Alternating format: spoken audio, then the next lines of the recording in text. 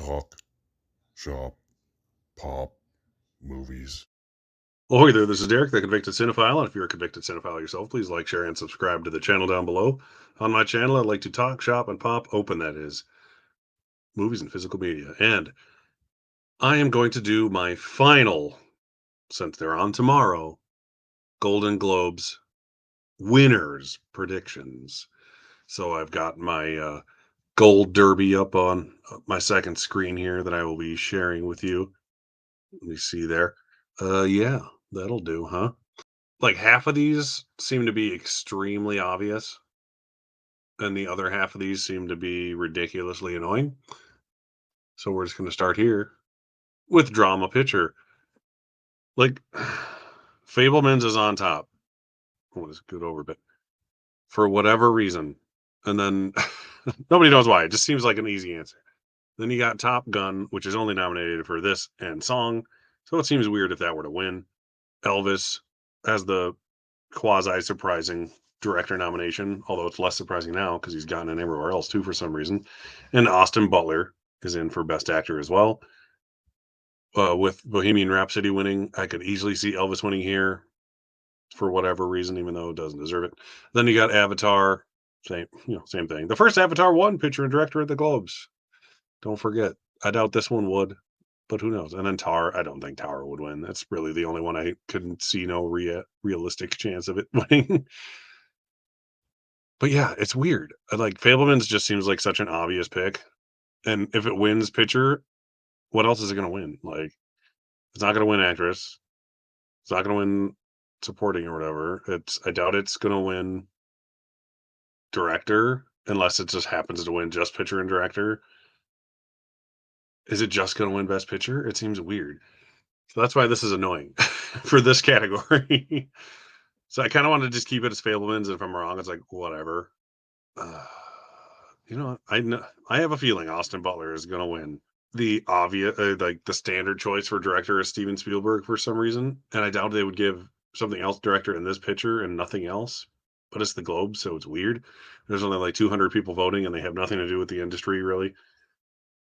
But they liked Elvis enough to give it 3 nominations, but they also gave Fablemans what, like 5 nominations or some shit. So it's like, I might just leave it as Fablemans just because I don't know. I don't care what wins Best Picture Drama, to be completely honest. I haven't seen Fablemans, and I don't care if any of the other movies win. Best Drama Actress, that's Kate Blanchett, no questions asked there. Hence why I'm betting double points on it, because it is, if anything else wins, it's a surprise. Let's put it that way. Then we have Best Drama Actor. I'm going with Austin Butler because they seem to like Elvis more than anything else on this nominee list. I would prefer if Brendan Fraser won, but it's a little weird because he's not going to be at the show, and they know he's not going to be there because of the controversy of what happened to him when he was younger, being harassed essentially by one of the head members of the HFPA at the time. Bill Nye for Living, who knows? He could win. Hugh Jackman, I doubt it. Jeremy Pope, I doubt it. Just congrats for being there. Hugh Jackman has been nominated nowhere else after this because nobody gives a shit about the movie The Sun. Apparently, it sucks except for him. So there's a lot of times where a movie will get nominated just for an actor award or something like that. But usually, people at least like the movie, not straight up hate it like this movie seems to be. So I'm just gonna be the most Golden Globes I can and pick Austin Butler because they like hot young things to win their awards a lot of the time. Although I would, if Brendan Fraser won, as awkward as it would be, much more deserving, and that would be fantastic. So I'm probably just gonna keep all these the same, for honestly, for what I already have. Best comedy musical. This is the only one where I'm like split between Everything Everywhere and Banshees. I have a feeling one will take screenplay and one will take picture. I think this would be the way to go. And Banshees, I think, will take screenplay. One of them could take all of them. Who knows? But I think Everything Everywhere will take picture. If Banshees wins, I'd be equally happy because Banshees is fantastic. I like it more than Everywhere, in many ways. Not, but Everything Everywhere is definitely the more interesting movie, unique movie. Triangle of Sadness, once again, just happy to be there. Same with Glass Onion and Babylon. They liked Babylon, but nobody else seems to like it as much as them. Let's put it that way. Another obvious one, Michelle Yeoh for comedy actress. This is like the one guaranteed win that on TV that she's going to get, and she deserves it. And once again, it's my other super duper bet. So the two actresses are my. I think they're going to win no matter what bets because it's the only time they don't have to go against each other. Is that here at the Golden Globes with Michelle Yeoh and Kate Blanchett? So each one will get a nice speech on TV moment. And then same thing goes for this one. You get Colin Farrell, absolutely winning musical comedy actor for Banshees of Inisherin. This will be the one guaranteed televised win he gets, just like I was saying for the two ladies. So, make the most of it, Colin. You deserve it. I love you. Daniel Craig is hilarious in Glass Onion, but it's not like an awards worthy performance, I would say. Diego Calva in Babylon, he's good. Nothing against him. Ray Fiennes of the Menu, I really like, but I don't know. It's like borderline lead supporting role, but it's cool that he's here because I did really like him in that movie. And Adam Driver, White Noise. I haven't seen White Noise, but he's always good. Supporting actors. This is probably the hardest category out of all of them, besides maybe Best Picture. You have Jamie Lee Curtis for Everything Ever All at Once. Stephanie Sue is not nominated, even though she should be because she's better in the film than Jamie Lee Curtis. But the Golden Globes love Jamie Lee Curtis, hence why she's number one on Gold Derby. I would prefer if Carrie Condon won for Banshees of Inisherin. I actually have her here now. I think I might just switch it and go with Jamie Lee Curtis because she's been nominated 8 times. I believe this is her 8th nomination. She's won twice, and she is a huge supporter of the HFPA as far as their like non-award show related stuff goes, like for charities and what have you. So I think I might this way. I'm like either Jamie Lee Curtis will win and I'll be right, or Carrie Condon will win and I'll be happy. That's kind of how I like to guess. That's how I like to predict winners. Supporting actor is a damn good category.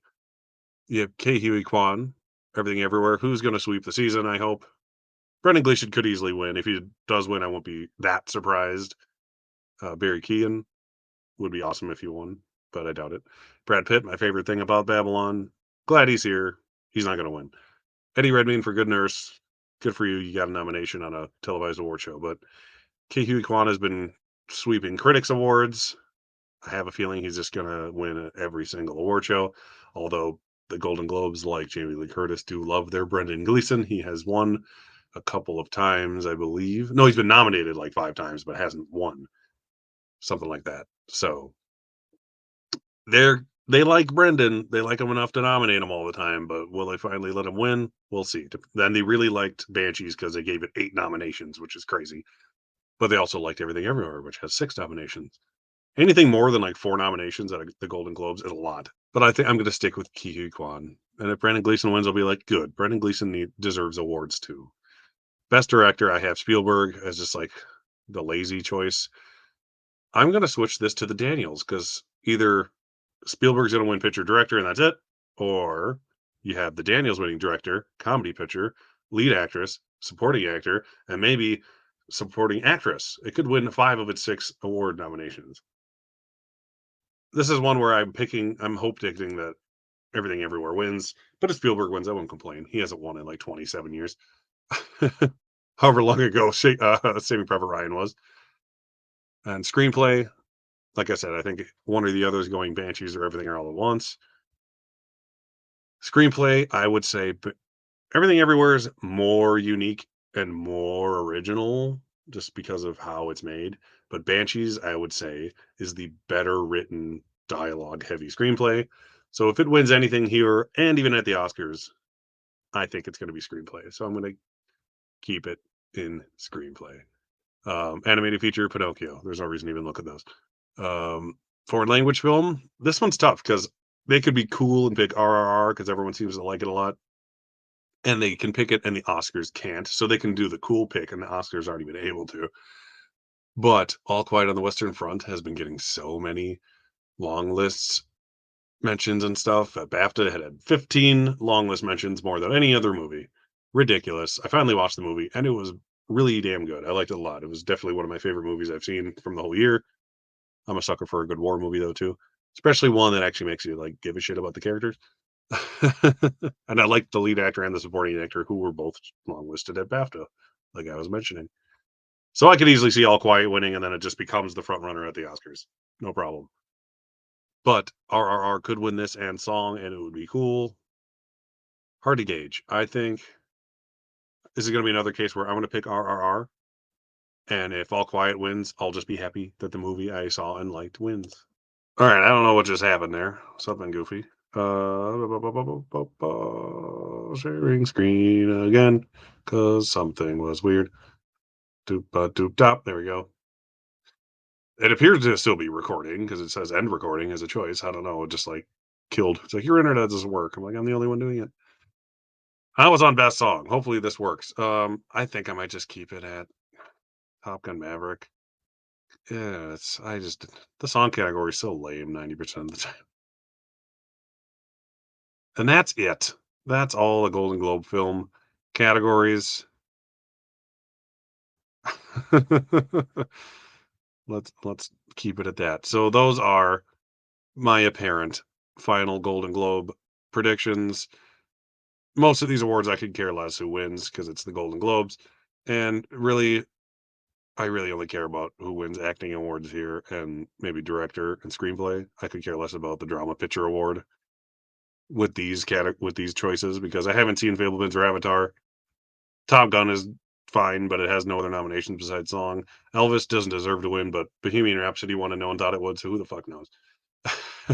So that is the Golden Globes this year. I'm still excited to watch tomorrow.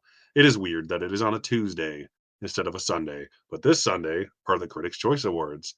And this Thursday, I forgot to mention it in my last video I did, or 9 p.m. Eastern Standard Time, my channel, Convicted Cinephile, will be holding yet another Oscar related tournament bracket live stream where me and four guests will pit all the 1990s decade's best picture nominees against each other to decide what is the best picture nominee of the 90s. We did one for the SAG award ensemble winners.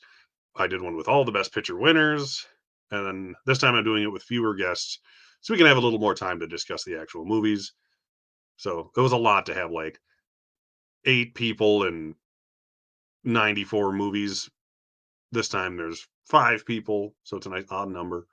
So when we vote, there can't be a tie, and and 50 movies instead of 94. So we'll have a little more time to actually chat about the movies. But I'm looking forward to that. I still need to put together the tournament bracket. I got to do that this week. But that's it for the Golden Globes final predictions. Please like, share, and subscribe and all that. Watch all my other Oscarology videos I've been doing because they're kind of cool. They're more interesting than this, I would say. But what the hell do I know, right? Thanks for watching, and I'll see you next time. Talk, shop, pop, movies.